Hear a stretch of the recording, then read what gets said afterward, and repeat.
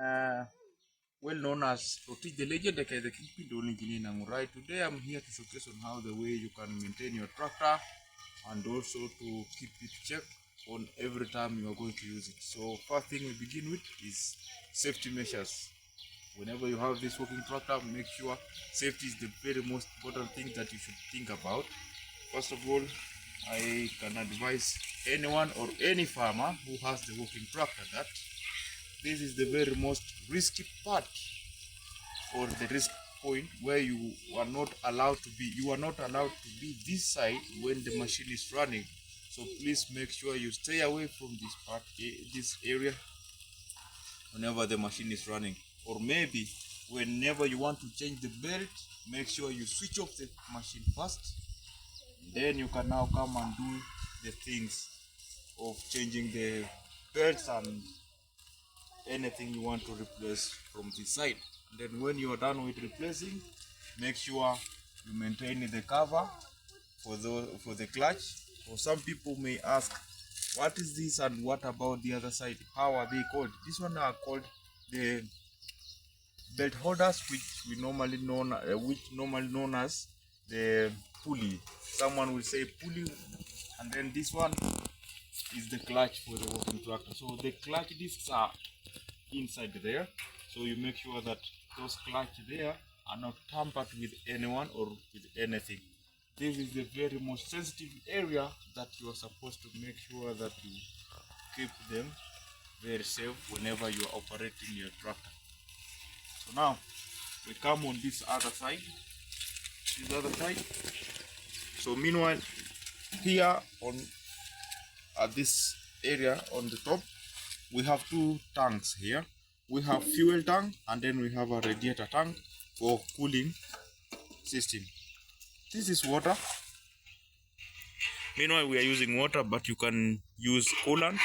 So I recommend you to use coolant because of engine rust and so on, so that the engine doesn't get rust. Because if you use water has some impurities it can ruin the engine easily. Here we have diesel oil, diesel fuel. This one you just make sure that you keep this one very safe, not to get it lost, because it's a sieve for fuel. So you don't need any dust to get in here, or water to get in there, because you need it to be having a clean fuel. On this side, this other side,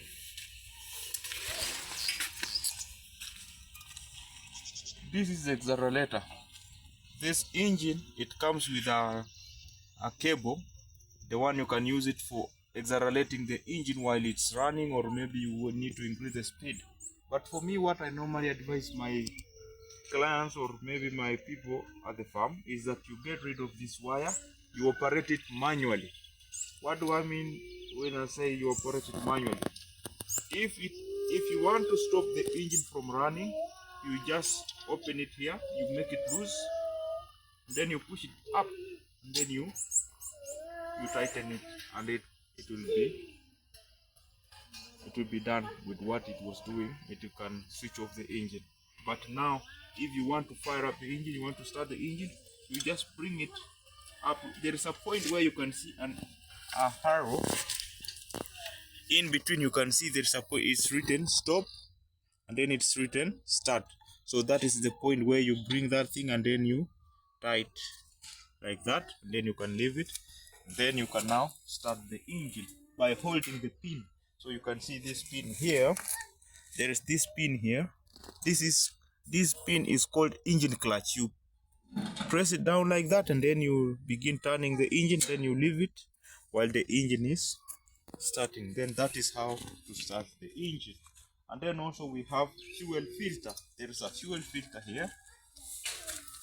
So this whole thing you see here, it's a fuel filter. Sometimes this thing needs to be changed or to be replaced. Something inside, there is a filter inside. This one is just a cup for holding the filter. So you have to use a spanner number 13 and also number 21 to open for this filter to be changed. But again, sometimes you may use this tractor until you run out of fuel, and then you get something called airlock. For you to get bleeding, to do bleeding with this engine, you need to use a spanner number 18 to open up here. You just make it loose. After you have already refilled the fuel in the tank, you just release this nut to be loose. Then after releasing it, you will see air flowing out and also fuel coming also along with the air. Then when the air is out, you will see a lot of fuel coming out. Then you can now lock it back, and then you bring this thing to a starting point, and then you can now fire up the engine, and then it will work. But whenever you are doing bleeding, or maybe you are changing the filter, there is a fuel tap here. This thing many people doesn't know or doesn't understand what does it do here. So this one is to allow you to get fuel all the way from the tank to the filter, or to stop fuel running from the tank to the filter. So now this is how the way it is on right now. It is allowing fuel to come all along from the tank. But if you bring it to this point here, that is stopping point where you are not allowing fuel to come all the way to the filter. So now you can turn it to that position while you are working on the filter changing and so on. Then when you are done with changing the filter, you now bring it to a opening point. So now you come and do the bleeding. After bleeding, you can now fire up the engine.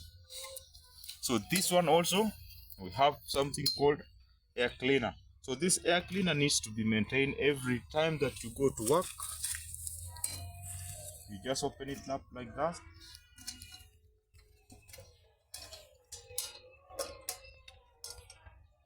Then you get something like this one here.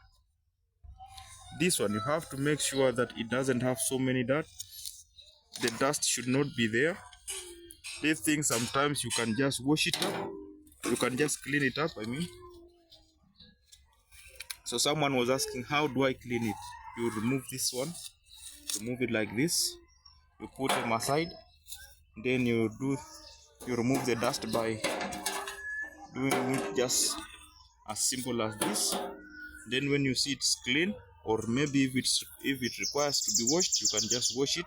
Then you make sure you return it back when it's very, very dry. So that is how easy it is to be maintained. You turn this one in.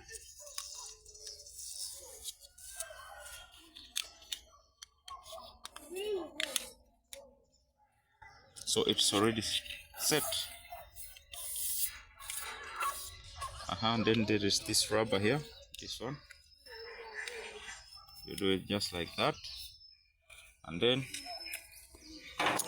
sometimes we put oil here, but we just put a little oil on this end to hold the dust from getting into this one and then getting into the engine. So for you to do that, you need some little oil, like maybe like 200 mils.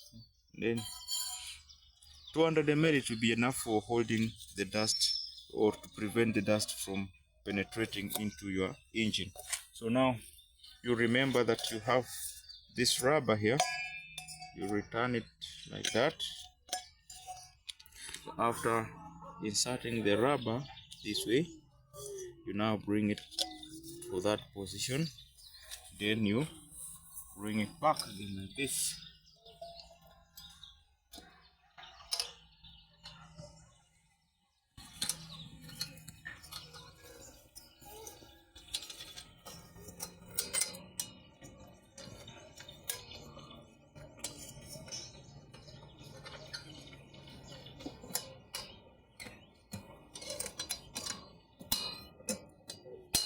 So we already done with the air cleaner.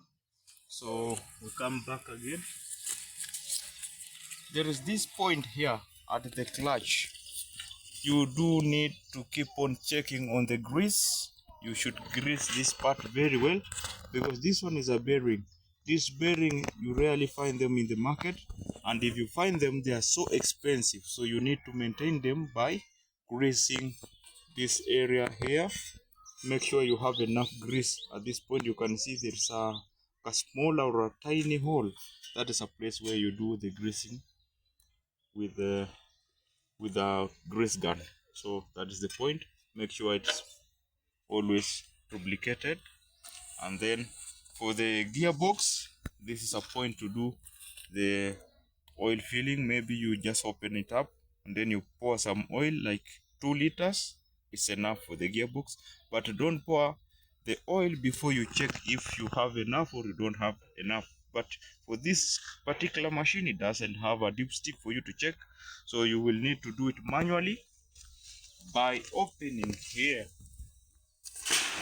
By opening here, these pots you see here, there are 4 of them. So you open it and then you will see the oil leaking from this end. But if you don't see the oil leaking from this side while the tractor standing, that's the way it is, then that means you don't have enough oil. So you make sure that you fold the engine in front so that you can access this part very clearly. Then you see how much oil you have inside the gearbox, and then you are done. Then you will return the cover. Make sure you tighten the cover back well, and then it is okay for you. You can now go on with your things. So now, people were asking on how to operate this machine. How does it operate? So these are the things to do with operating the machine. When this tractor is purchased from the shop or from the importation there in China, this wire, they seems to be crossed inside from that cover. You see, it seems to be crossed like this. So whenever you hold this point here, when the engine is running, the engine will go on your right hand, because you have engaged the right hand selector. So now, if you are selected by this hand, it will go on your right. By this other, this one acts like a steering to this tractor I've used. So now for me, when I come, I have to change these cables to be straight, because there are some other gearbox that are manufactured by Chinese, whereby these wires are just straight, are not crossed inside. So the straight one, if you hold this one here, it goes on the right. If you hold the other side, it goes on the left. But for this, it's somehow different. If you change the wire to go straight, if you hold the right hand, the tractor will turn on the left. The left, it will go on the right hand. So now, this one is a clutch. This one is a clutch for you to engage the gears, and also for stopping the gears. So if you want to stop the engine, or if you want to select the gear, you bring it here at that point. If you bring it here, you will disconnect the gearbox from the engine rotation. But if you release it like that, you have engaged now the gearbox to be attached with the engine as it's running. So the power that you're getting from the engine while it's running, you will access it in the gearbox by releasing this one here. But if you pull it back like that, that is a stopping point, whereby the tractor should not move, and that is the brake point. When you need to brake or to stop, that is now the point where you bring it to a stop. So you just bring it like, and the tractor stops. So now you can even bring it at that point, and then you can now use the gear. You can now engage the gears. That is reverse, that is number 1, that is neutral, then that is number 2, number 3, okay, then again neutral. Then now you can see this point, there is something here. If I pull it out like this, you can see this knob here. If you pull it out, that is a high gears, so you can still go back at number 1 high gear, reverse number high gears, then number 2 high gear, number 3 high gears.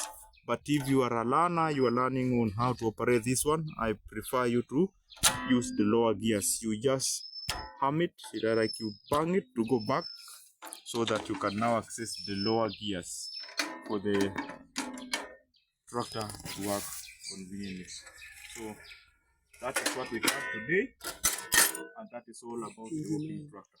Engine oil. Yeah, so we can go in front and then I show you on how to check the engine oil. So this engine, it normally uses 2 liters of oil. For you to change the oil, or for you to check if you have enough engine oil, this is a point to check it from. So for the engine, you have a dipstick, and this is a dipstick. You can see it that it has 2 lines. This one is to tell you that you have enough oil, and this one is to tell you that you're running out of oil.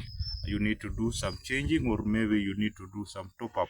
You rarely do the top up because the machine doesn't have leakages, or it doesn't have a place where it is draining the oil. So for you, when you see it here, then that means you need to change the oil. You need to trace a place where it is doing the leakages, but it normally stays at this point. So you just judge on how the color you have. You can see this one seems to be so clean, so this one is new. But if it changes the color, it will turn into black. So that is after using it for like 3 months, then that means you will have to change it again. So you return it, and there is a place for draining oil, and it is just below. It is just below the engine. You can find it here. It is here. So you use number 21 spanner for you to release the oil to come out when you are draining the oil, and you need to replace with another new oil.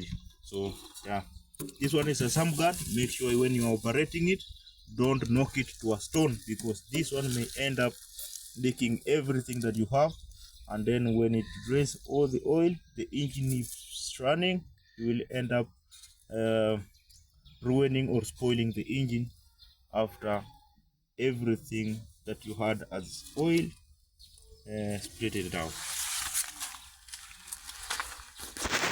So now that is what it is about the working tractor. For more information about this, please make sure you subscribe to the channel at Rotich the Legend, aka the Kingpin, Don Engineer Nangurai.